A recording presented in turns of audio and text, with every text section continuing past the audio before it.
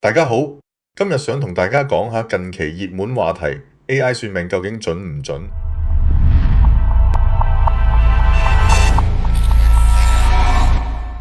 大家知唔知道 AI 現時喺多個行業裏面廣泛被應用，包括客戶服務同埋內容創作等等。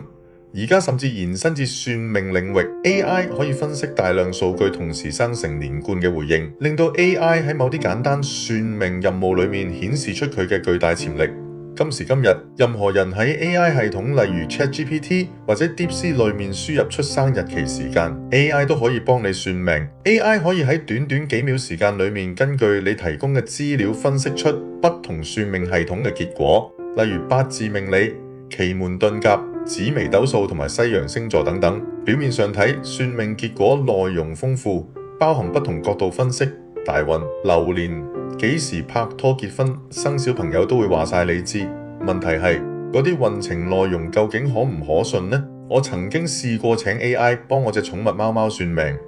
我照樣輸入貓貓出生日期 ，AI 都毫不猶豫話我知我隻貓貓幾時會行財運，幾時有升職機會，幾時會有姻緣嚟到，幾時行衰運等等。我睇完真係笑到跌咗落地。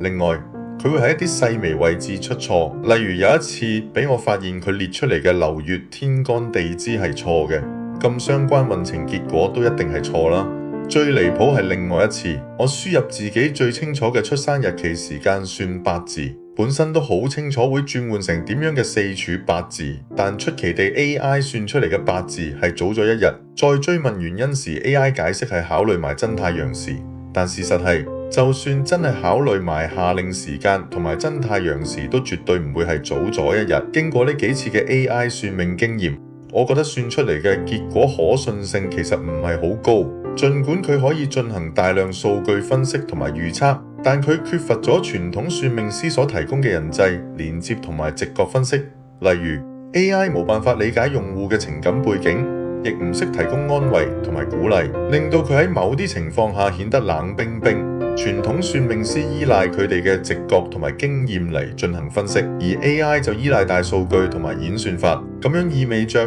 佢係冇辦法好似人類算命師咁樣靈活應對複雜嘅情況。算命其實唔單止係預測未來，佢亦係一種溝通同埋個人理解嘅手段。呢種人際互動係 AI 難以完全複製嘅。AI 算命被視為一種現代低成本嘅心理治療工具，特別受到年輕人嘅歡迎。呢啲工具模擬咗個人顧問嘅角色，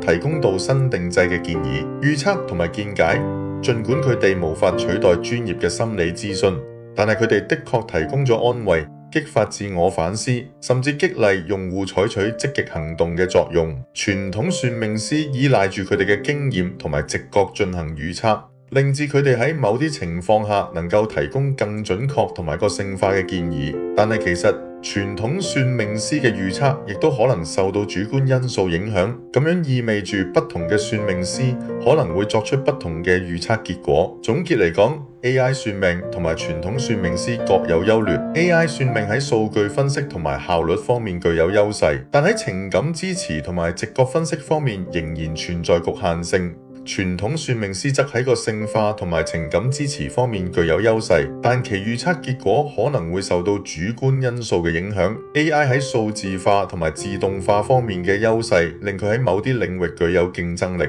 但傳統算命師嘅深度洞察同埋個人化服務，仍然係 AI 難以取代嘅。既然各有所長，咁樣嘅話 ，Why not both 呢？按住每一個個案 ，AI 可以先處理大量數據，提供初步分析，而傳統算命師就可以根據呢啲分析提供更具個人化同埋情感支持嘅服務。未來我覺得傳統算命師唔應該怕 AI 搶自己飯碗，反而應該見到傳統算命師同 AI 嘅結合，為用戶提供更全面同專業嘅服務。如果大家對呢個題目有自己意見，不妨留言分享。今集多謝大家收睇。我哋下集再見。